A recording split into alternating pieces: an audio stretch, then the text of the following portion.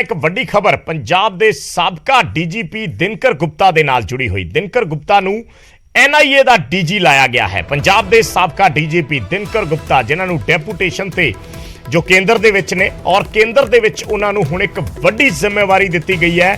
NIA का DG लाया गया है। एनआईए एक वड्डी एजेंसी जिहड़ी वड्डे केसां दे विच पड़ताल करती है, उस एजेंसी का डीजी लाया गया है। डायरैक्टर जनरल दिनकर गुप्ता पंजाब दे विच डीजीपी का जिम्मा संभाल चुके हैं। काफ़ी समा जो कैप्टन अमरिंदर सिंह की पंजाब दे विच सरकार सी तां उस वेले दिनकर गुप्ता नूं पंजाब का डीजीपी लाया गया सी।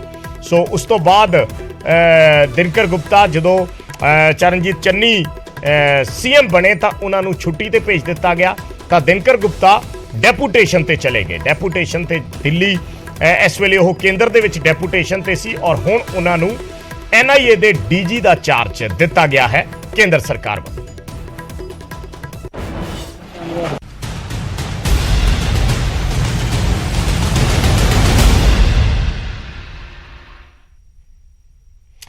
ते गल करते हैं मूसेवाला कतल मामले की। इस मामले दे विच एक वड्डा खुलासा पंजाब पुलिस ने किया है कि 25 मई नूं ही ये सारे शूटर जिहड़े सी ये मानसा पहुंच गए सी और लगातार 25 मई तो सिद्धू मूसेवाला दे घर दे आले दुआले घूम रहे सी।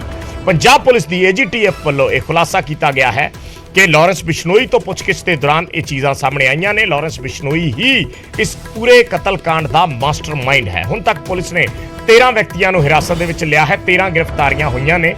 गोल्डी बराड़, सचिन, अनमोल बिश्नोई ये सारे साजिशकर्ता ने और इस साजिश के विच शामिल ने। सचिन बिश्नोई ते अनमोल बिश्नोई कतल तो पहला ही देश छड्ड चुके ने और जाली पासपोर्ट ते उन्होंने देश छड्डिया है। दिल्ली दे एड्रैस दिते ने, दिल्ली तो ही उन्हों दी पुलिस वेरीफिकेशन हुई और उस तो बाद वो देश छड्ड के उत्थों निकल गए सचिन ते अनमोल बिश्नोई। सो ये भी एक सबब है कि इन्हां दिनां दे विच लॉरेंस बिश्नोई दिल्ली दी जेल दे विच ही बंद सी। सो कि लॉरेंस वालों ही इन्हां नूं बाहर कड्ढण च मदद की गई, किस तरीके नाल ये गए, इस ते भी बड़े वड्डे सवाल खड़े हुंदे ने। हालांकि पंजाब पुलिस ने सिर्फ इन्ना ही दस्सिया कि ये दिल्ली दे एड्रैस ते जाली पासपोर्ट बना के ये उत्थों बाहर निकले ने, पर किस तरीके नाल निकले ने ये भी अपने आप च कई वड्डे सवाल खड़े करता है, सिस्टम ते सवाल खड़े करता है। सो गोल्डी बराड़, सचिन, अनमोल बिश्नोई ये सारे साजिशकर्ता ने इस मामले दे। 2 शूटर दिल्ली पुलिस ने गिरफ्तार कर ले ने। 13 बंदे 13 मुजरम जिहड़े ने वो पंजाब पुलिस ने गिरफ्तार किए ने, जिन्हां ने किसी ना किसी रूप दे विच मदद की है। एक गिरफ्तारी अज ही हुई है उस शख्स की जो उस वेले केकड़ा दे नाल रैकी करन वेले मौजूद सी, जिसने सिद्धू मूसेवाला दे नाल सैल्फी खिंचाई। निक्कू जिसका नाम है, सैल्फी खिंचाई और उस तो बाद गोल्डी बराड़ नूं या होर जिहड़े एसोसीएट सी या जिहड़े शूटर सी उन्हां नूं सिद्धू मूसेवाला दे घरों विदाउट सिक्योरिटी निकलन बारे जानकारी दी गई, जिस तो बाद शूटरां ने इस कतलकांड नूं अंजाम दिता। पर पंजाब पुलिस ने यह खुलासा किया कि 25 मई तो लगातार ये शूटर सिद्धू मूसेवाला दे पिंड दे आस-पास घूम रहे सी। लगातार इस ताड़ दे विच सी कि कदों उन्हां नूं मौका मिले ते वो सिद्धू मूसेवाला ते अटैक कर।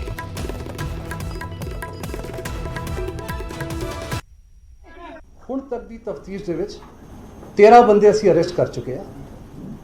टोटल ਜਿਹੜੀ ਕਨਸਪੀਰੇਸੀ ਸੀ, टोटल ਜਿਹੜੀ प्लानिंग सी, किस ने क्या लॉजिस्टिकल सपोर्ट दिता, किस ने का क्या रोल था, ये डिटेल्स मैं ਤੁਹਾਨੂੰ अपनी प्रेस रिलीज ਦੇ ਵਿੱਚ दे चुकी।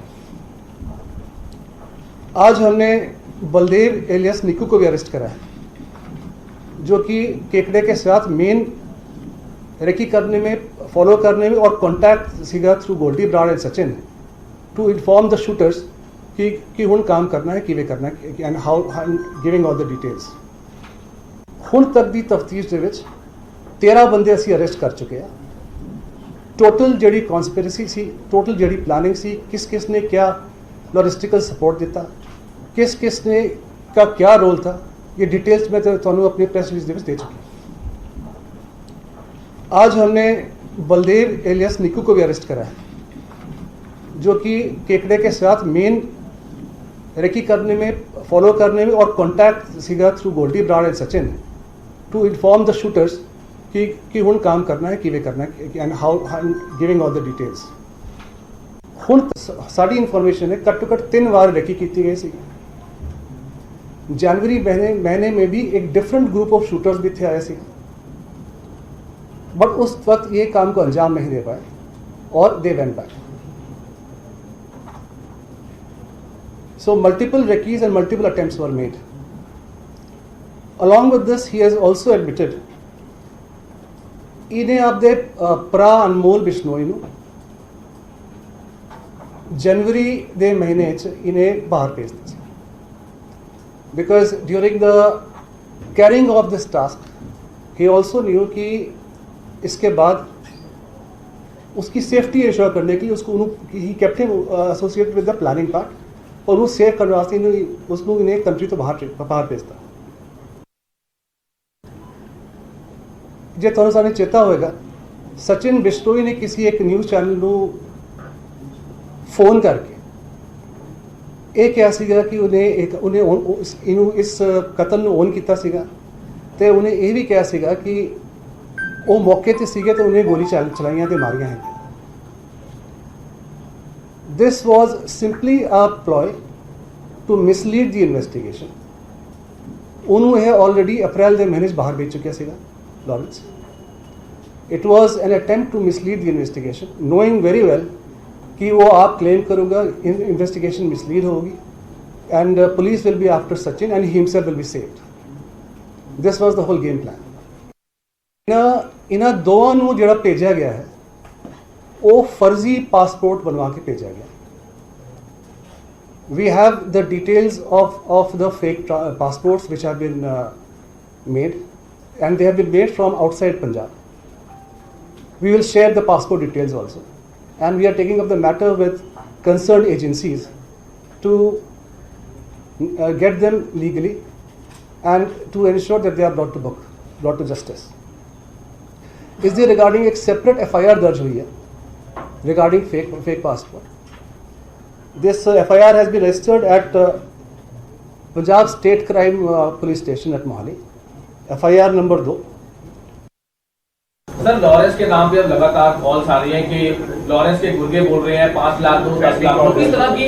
मैं आपको इसका जवाब देता हूँ. पीछे हमारे नोटिस में काफ़ी सारे 30-35 के आसपास केसेस आए जिसमें इस तरह की कॉल्स आई हैं और उसमें जो इन्वेस्टिगेशन हुई है अलग अलग यूनिट्स ने करी है उसमें काफ़ी सारे केसेस फेक पाए गए. कुछ लोग अपनी लोकल लेवल पर कुछ एक्सटॉर्शन करने की कोशिश करें. उसमें काफ़ी सारे नंबर एक्सेट्रा जो वो भी मिल रहे हैं. Calls have been made by using virtual numbers from states like MP and Jharkhand etc. which are just scamsters and conmen. Sir, study ਕੀਤਾ ਹੋਏਗਾ ਕਿ ਇੱਕ ਨਹੀਂ ਦੋ ਨਹੀਂ ਚਾਰ ਨਹੀਂ ਕਈ ਕੀ ਲੱਗੇ ਸੀ. ਇਹ ਕੀ ਕਾਰਨ ਰਿਹਾ ਮੇਜਰ ਦਾ ਕੀ ਕਾਰਨ ਕਿ ਉਧਰ ਮੁਸਲਮਾਨ ਦਾ ਪਾਰਟ ਗਲਤ ਸੀਗਾ ਜਾਂ ਇਧਰੋਂ ਵੀ. ਮੈਂ ਤੁਹਾਨੂੰ ਤੁਹਾਡੇ ਦੋਨੋਂ ਸਵਾਲਾਂ ਦਾ ਜਵਾਬ ਦੇਣਾ. ਜਿਹੜੇ ਕਿ ਵੈਪਨ ਐਕਸੈਟਰਾ ਜੋ ਦਿੱਲੀ ਪੁਲਿਸ ਨੇ ਰਿਕਵਰ ਕੀਤੇ ਆ we will have to get those weapons checked through forensics to really match them up कि वाकई वो weapon इस केस यूज़ है कि नहीं. It's a part of investigation and they will be matched up.